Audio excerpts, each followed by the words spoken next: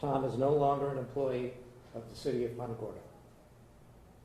I know there are many questions about this process, and I want to provide an overview of why this decision was made and how it developed over the past several days.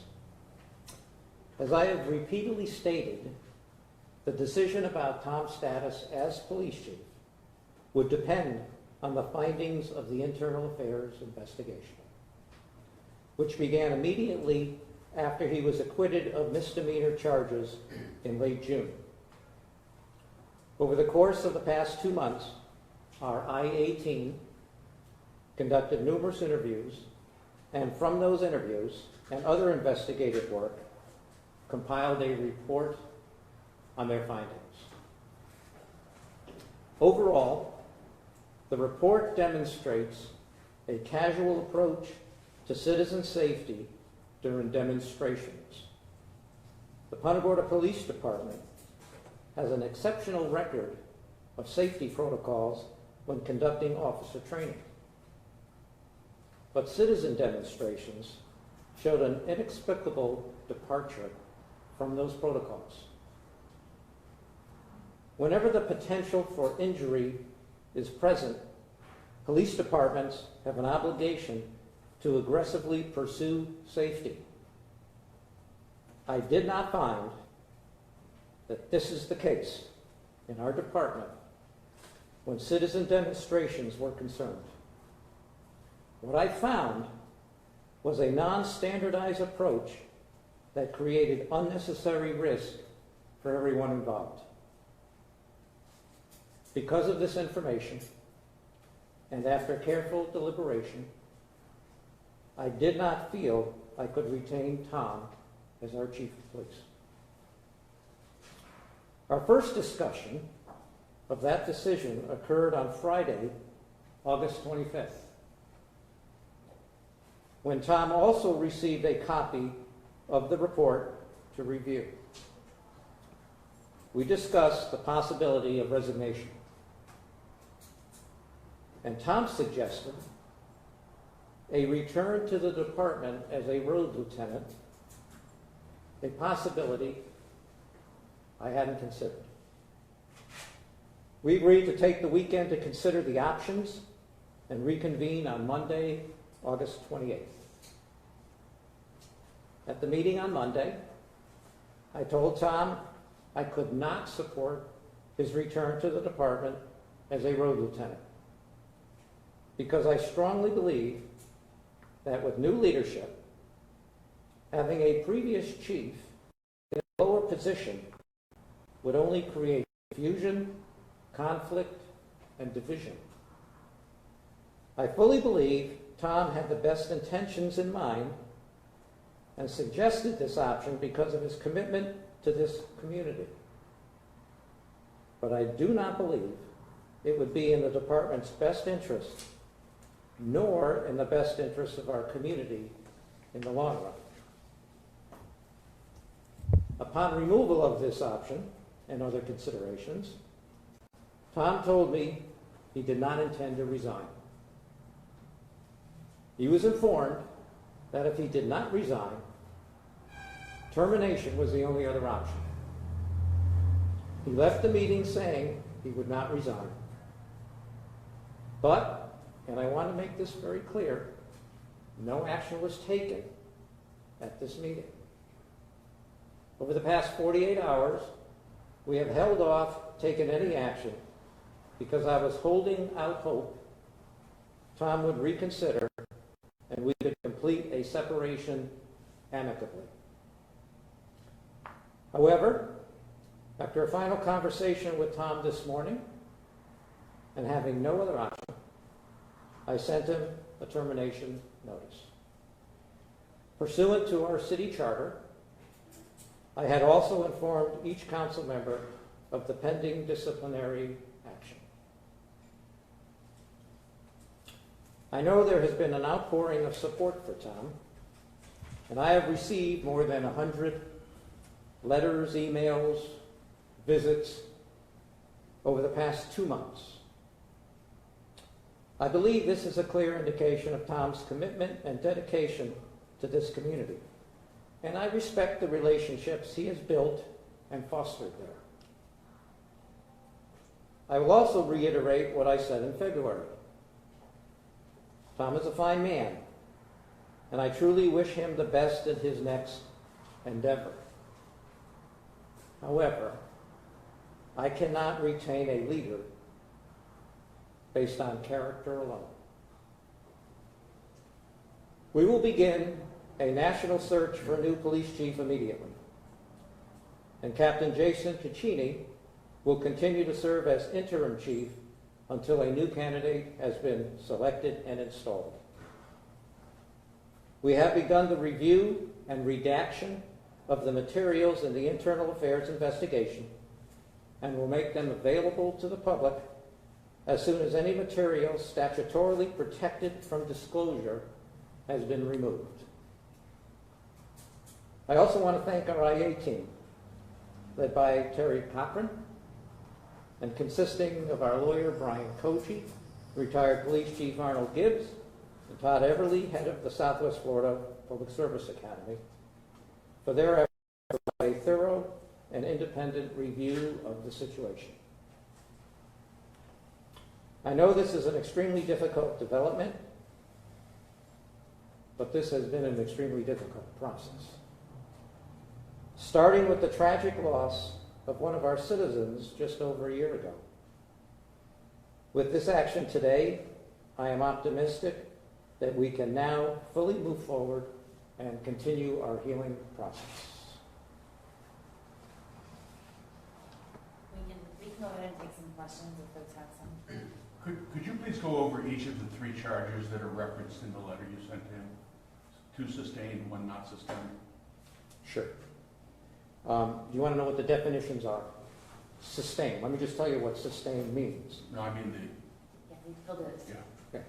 So when we say that a charge was sustained, such as safety, which is one of the first ones, the investigation, there was sufficient evidence to determine that the allegation did occur, or there was sufficient evidence to determine that a violation occurred other than the original allegation. That's the definition of sustained. Okay? Not sustained, the employee's actions were lawful, proper, not sustained. That's a different one.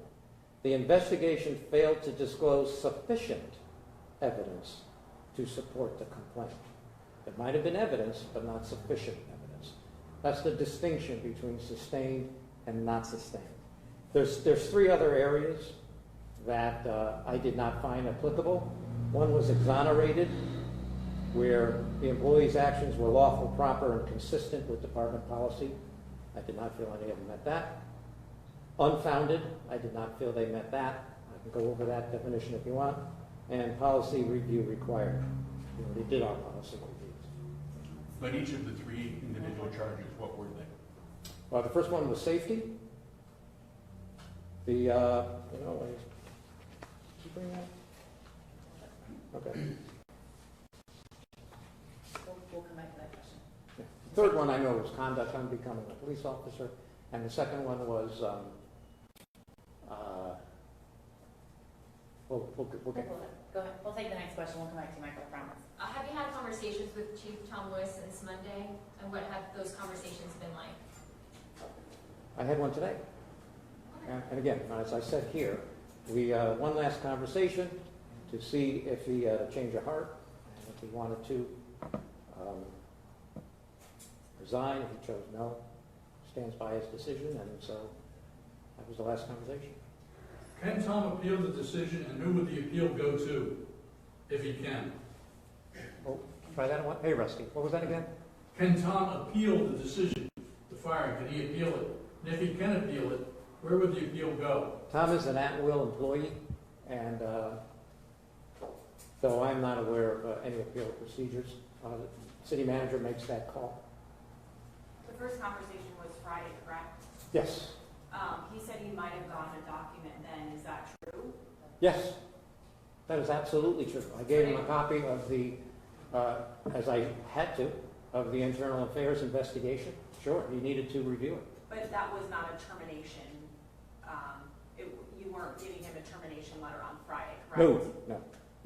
We're gonna go back to Michael's question real quick. We've got the 3 charges, if you can, I can see that. There you go. Sure. Turn it. So the first one is personnel rules and regulations. That was more safety concerned. Safety concerns was the first one. The second one was also personnel rules and regulations, and that deals with such things as efficiency of operations and things of that nature. And the third one was the conduct unbecoming, and that was the Punta Gorda Police Department standard operating procedures. So there, we can go into more detail on that. If you want, we can get you that information. Does the termination include any effect on any pension or, and also are you prepared for any type of wrongful termination from his attorney, or is that something that factored into your decision, or is? Did that factor into my decision? Yeah. I mean, Absolutely not. So you know. Hopefully I made it clear as to the decision and why I had to make that decision. As far as pension, Tom has paid into the police retirement fund. So it'll be determined on what he's paid into already. Right, so the termination wouldn't negate any. Again, that's up to the police pension board, but he's paid into it. Now, I know you mentioned that you gave him every opportunity to resign. Yes. Why give him so many meetings? Why give him so many chances to resign? What's the benefit to the city? Well, I would hope that through a resignation, it would benefit the community as a whole. We could all come together. We didn't have to. We didn't have to go to the termination route and have conflict and things of that nature. It's a human thing to do. I thought it was best for the community if he did resign, and he chose a different route. I should also add that part of the process is that there's a meeting to provide the findings to the person involved, which was Friday, and then there's a meeting to reconvene and discuss it. It's not necessarily appropriate to take a disciplinary action if the person involved hasn't had a chance to review the findings. And so that's the cause of at least 2 of those meetings. It's part of the internal affairs process. And you know, you're dealing with police officers, so there's a very strict process that we go through. Have you reached out to the Knowlton family at all? On this particular, no, I have not.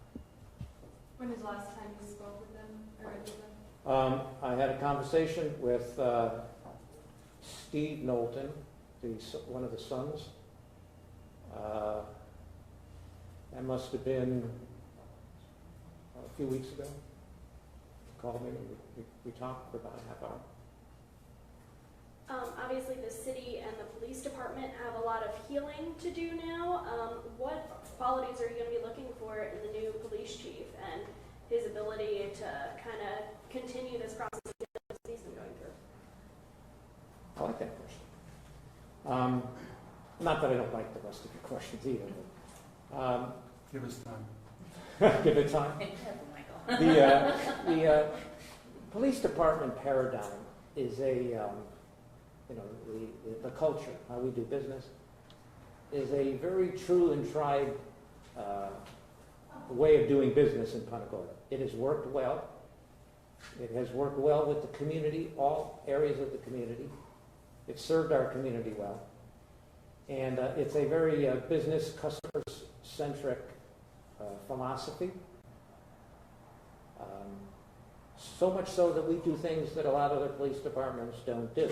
And I would hope a new chief, we're going to look at someone who can bring those principles and continue those principles, enhance them, great. I mean, I don't know how many police departments every week make random calls to their customer contacts and ask them, how is the service that we provided? And we get comments on that. And if some of the comments raised questions from our customers, then the supervisors talk to the employees, we reach out to the customer, and we try and resolve it. I don't know how many police departments do that, but our community involvement with both the police department staff and the business and residential sector has worked well. Another character that we would like to see in the new chief to carry on what we've established here is we want to bring in someone who can continue to work with all sectors of the community. Now, what does that mean? That means not only the residential sector and the business sector, but all the various neighborhoods, whether they're in the Punta Gorda Isles or Burnt Store Isles or Seminole Lakes, Burnt Store Meadows, the historic west side, the downtown, the historic east side, different demographics, somebody who can continue to establish a close relationship with all of those sectors. And that is really important. We have done that, and we need to make sure that a new chief, again, embodies that spirit. Very important. Has anyone in the department now expressed interest in the position, and would you be open to that, or are you looking for someone outside of Punta Gorda? The new chief will be from the outside, Why is that? because the new chief needs to come from the outside. Why do you say that? I just said it. Is there a reason to it? Yes, I think they're based on what I've observed. Based on what I've observed, I think that is the best course of action, to bring somebody in from the outside and to work with very dedicated staff. And we have a lot of younger officers and younger dispatchers, because it's more than just officers in the police department. Dispatch, records. We've got some experienced folks as well. They do an excellent job serving our community. And I just think it's best for the overall community and the department as a whole to bring somebody in from the outside. That's just my opinion. Back in February, when you announced, I believe it was February, when you announced the suspension, you went on at length about all the volunteer work that Chief Lewis did, Yes. all the meetings he held and everything Yes. else. And now you're even talking about a new chief would have to maintain those kinds of contacts or similar contacts with various parts of the city. Yes. At what point, let me ask the question this way, is it possible that because of all that PR work, frankly, training got set aside, the chief's eyes were taken off the stuff that was really important that ultimately led to the death of Mary Knowlton, because he was having all these volunteer efforts and showing up at parties and meetings and what have you? Another good question. Good question. I think the chief and the department as a whole has to continue their community involvement. You have to do that. The training that I talked about in here, our department goes through strict officer training, simunitions training, where they're experienced in that. That will continue.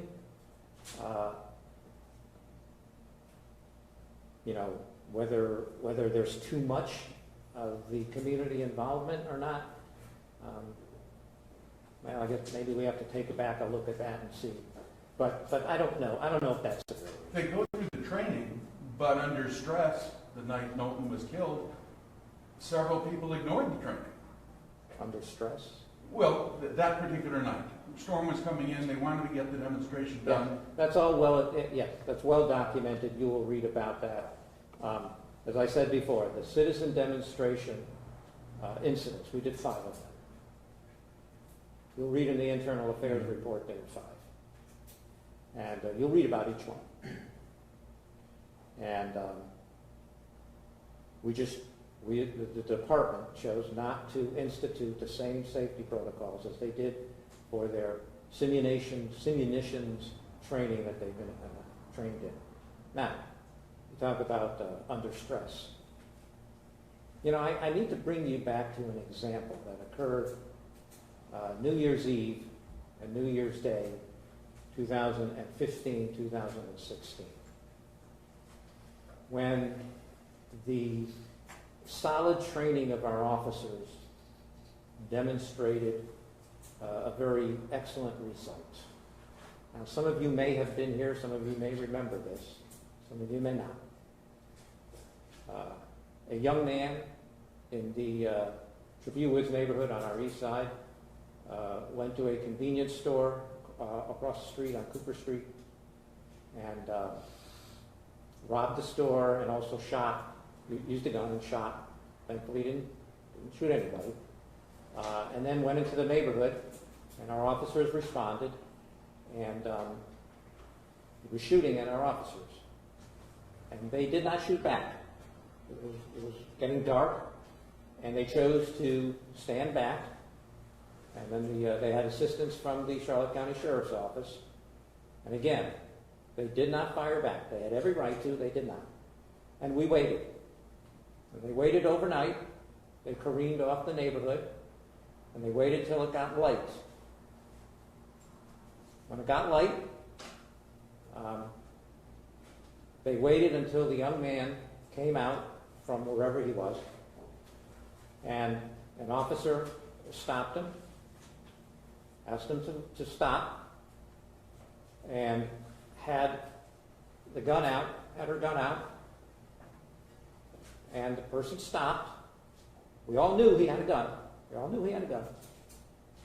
Asked him to stop. He stopped. When he stopped and started coming back, the officer put the gun back in her holster, took out a taser, tased him, and with the assistance of another officer, apprehended him alive, no shots fired, and he went to jail. Our officers were safe. He was safe. His life was spared. That doesn't always happen. That not always has happened. You've all heard about it. That's the kind of training that our officers go through. That's some excellent judgment that was used. Was there risk involved? Yes. But a young man's life was saved, and no officer got hurt. So yes, we do have some pretty solid training. But then you've had the dog incident, you've had a 91-year-old man tased, so pay your money and take a choice. Training work. I did not want you to leave without remembering that incident. And I should just, I'm sorry, I'm going to interrupt real quick. I just want to let everyone know that the internal affairs report is now posted on the police department's investigation or incident page. And as soon as I get back to our office, we'll send you guys a link as well. But it is there now. I apologize for the It is 82 pages. mention, but yes. Are any other officers or employees of the police department subject to discipline as a result of the Knowlton event? Yes. And that has been done. Can you elaborate? I certainly can. Well, really, it's only one other officer, because Lee Cole is no longer employed, Katie Heck is no longer employed, and Jeff Woodard is no longer employed. So we're talking about Tom Lewis and Chris Salzman, Lieutenant Chris Salzman. He has also been handed his disciplinary notice. I'll just tell you what it is, because you're going to ask. It's a 2-day suspension without pay, and he will not be eligible for any merit increase. But as you read the report, I didn't feel that, and this, remember, I discussed this with the IA team.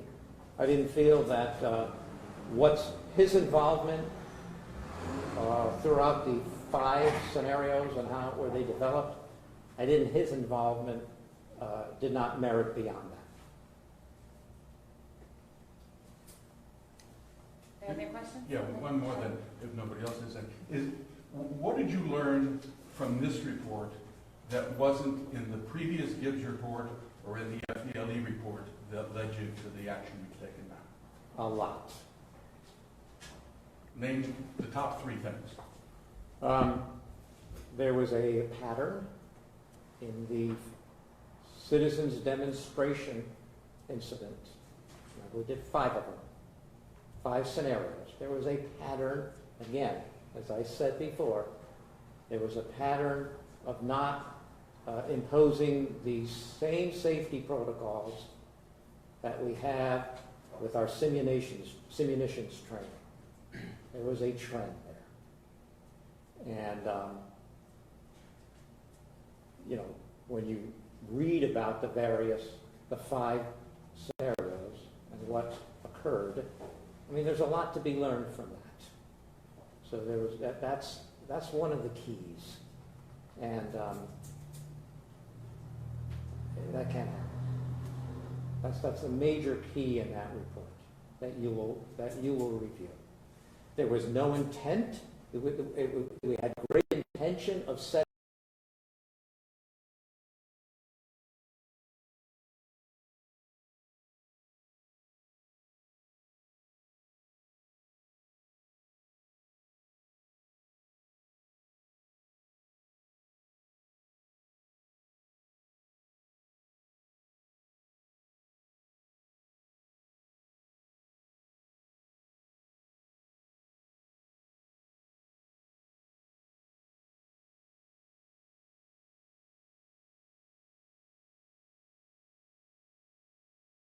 up the scenarios, but it just was not handled in the manner we do a lot of other things in the police department. There were no debriefings, and they should have been. And there were no protocols in place to make sure that safety concerns were addressed. Sufficient protocols. There were protocols, but not sufficient protocols. So that's why the decision came down the way it did.